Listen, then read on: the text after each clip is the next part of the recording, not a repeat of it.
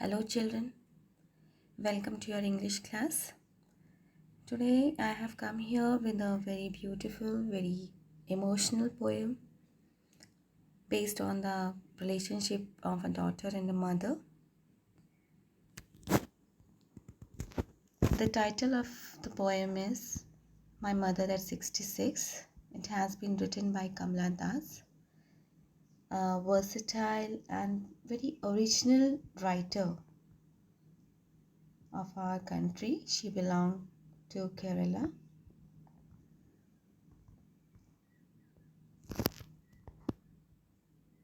Here, the text of the poem has been given for you, for your reference. I just recite.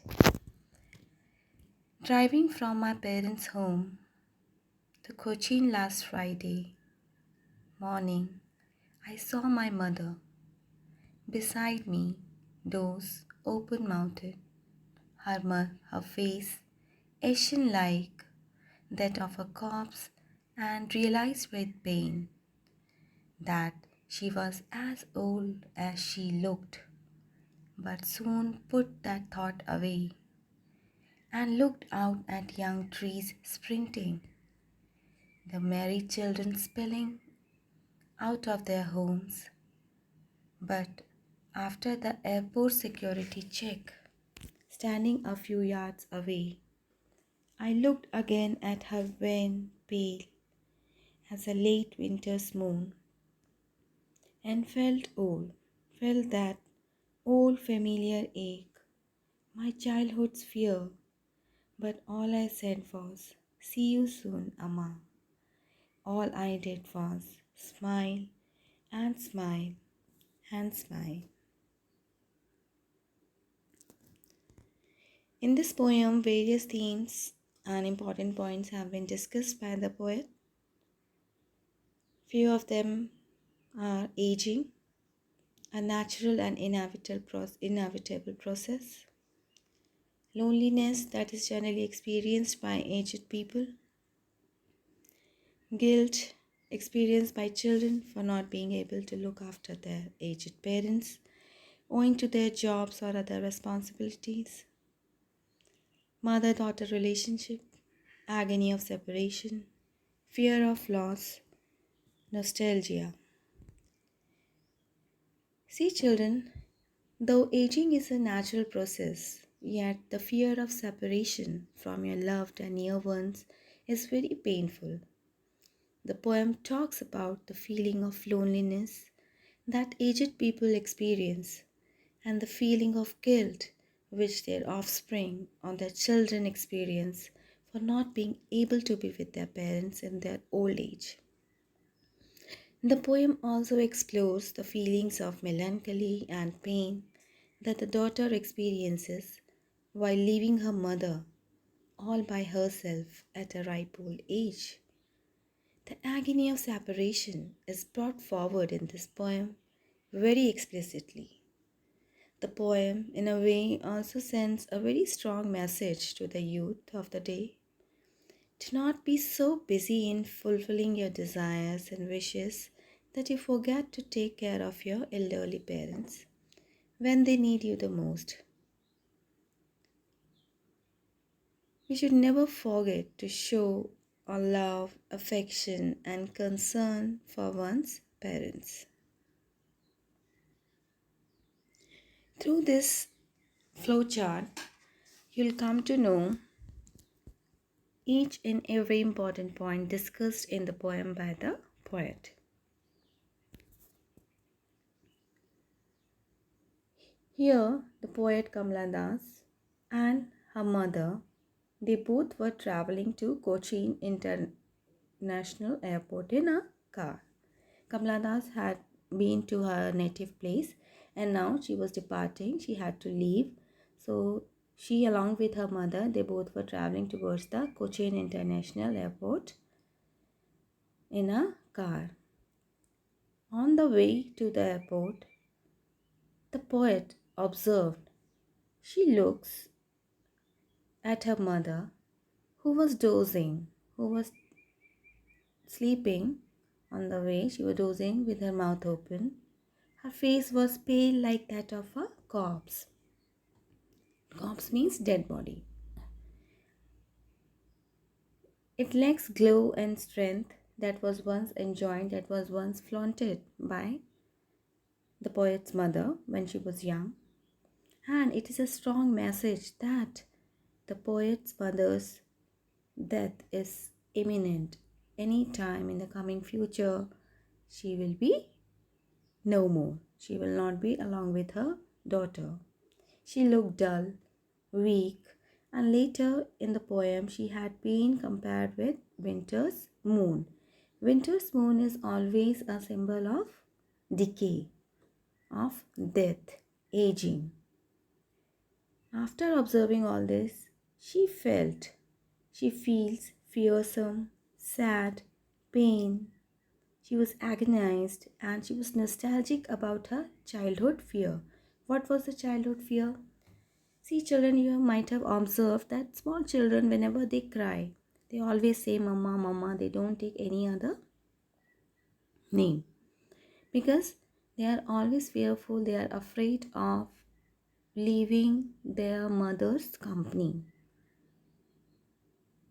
Similarly, now at this point of time, when poet herself is grown up and her mother, she is approaching towards old age. She was 66 at that time, 66 years old.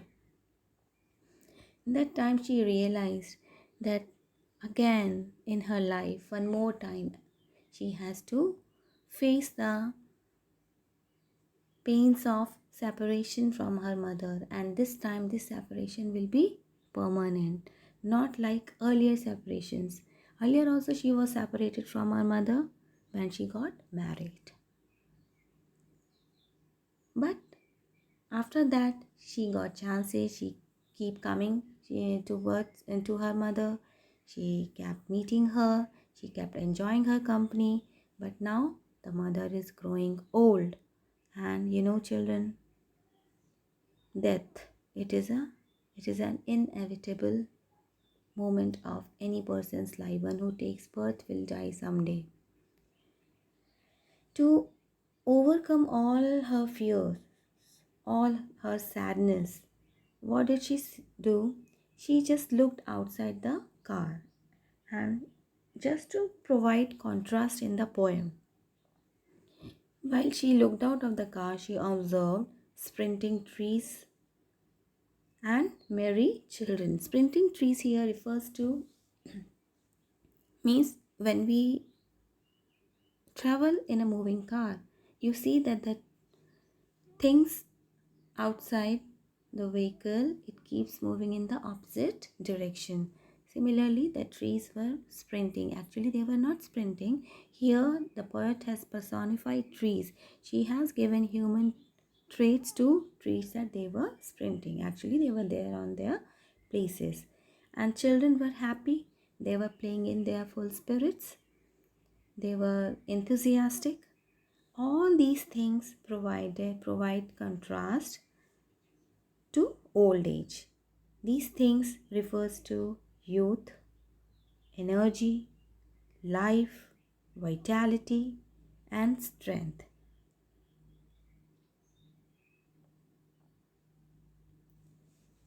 The very important theme that has been there in this poem is reflection of mother-daughter's relationship. Here you can see words are not enough to express the unconditional love that exists between a mother and a daughter. It is exactly true. You cannot judge, you cannot gauge the bonding of a mother and a daughter. This poem brings forward the feelings of melancholy and pain that a daughter experiences while leaving her mother. As I told you earlier, that once when we are young, when we are small, when we are a child, when we are a kid, that time we are afraid to stay without a company of our mother. Even if you observe, if a overcrowded bus is there and people they are standing, and if it is a child and mother standing together, what the child will hold? he or she will hold the mother's hand. They won't get any support, they won't follow other support provided in the bus. Simply they will lean towards their mother. This is the bond. This is the strength that this relation depicts. And here the daughter also, she suffered that pain when she was a child. Secondly, when she got married, again she was separated from her mother, but she kept coming to meet her. But now this separation is going to happen because her mother has grown old, and maybe whenever next time she comes back to her native place, she would not find her Amma. She would not find her mother. And she has to leave. She knew that this time, at this point of time, her mother needs her the most. She needs her affection. She needs her company. She needs all care. But she was helpless. The poet was helpless. She has to leave because she has to attend other duties towards her family. This is the guilt. This guilt is felt by the youth, the working population, those who are working away from their parents. It's not like that they have become careless, they are irresponsible. No, they knew their responsibilities, but they become helpless because they have to discharge other duties that become more important to survive in the world. Here, as I told you, here it is given in this box. The poet has explicitly told the agonies of youth for not being able to be with their aging parents. See you soon, Amma.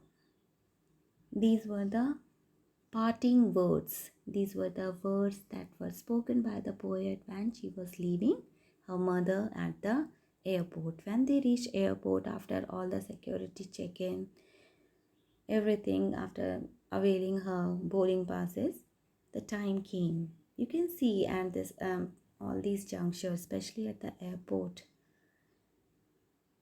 that people, after doing all the formalities for getting their boarding pass, they have to bid goodbye. Sometimes you find people crying. They hug each other. They just keep waving their hands. So here, this poet also, she tried to hide her feelings of her pain, that maybe she won't see her mother again. This would be the last time that she is watching her. Same old, lacking all kind of luster, shine on her face. She had become feeble, very weak to carry out her day-to-day routine also. But she hid all her feelings. She kept smiling, and she felt that familiar pain and childhood fear. Familiar pain whenever you leave your parents, whenever you leave your near and dear ones, that aches, your heart aches. That actually your heart doesn't want to leave them. But to survive in this materialistic world, we have to move our working destination. And that childhood fear that every child has faced, losing her mother. And a hollow smile. Hollow smile means though the poet smiled at the end when she was leaving her mother, but that smile was hollow. She actually didn't mean that. It was just a stretch of the lips. Actually, her heart was crying. But that smile came as a faint ray of hope for her mother's longer survival. But somewhere in her heart, she found a ray of hope that maybe she will be able to find her mother again. She wished her that she should survive longer as long as she can. Now, coming to the critical appreciation of the poem, the poet has used various poetic devices. First one is simile. Simile is a kind of comparison between two things, and how to recognize them? We find the usage of the words like as, like. So in the lines like her face ashen like that of a corpse, means the face of a mother had shrunken like that of a dead body. Second, where the simile has been used, when pale as a late winter's moon, means again the face of the mother has been compared with the winter's moon.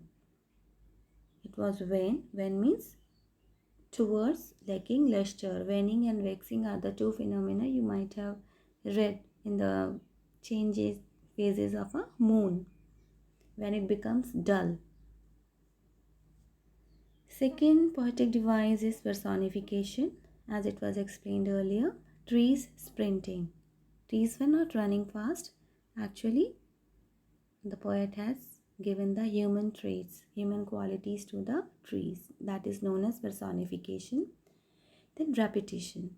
Repetition is a poetic device to emphasize something. Thought away, thought away. Second one, smile and smile and smile. And various symbols and images have also been used by the poet. In trees sprinting, trees sprinting means they are the symbol of youth, enthusiasm, effervescence. Similarly, merry children also are the symbol of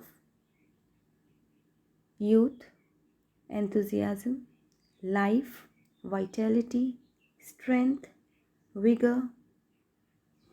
On the other hand, winter's moon, it depicts decay, aging, and death, lack of strength, lack of luster, dullness.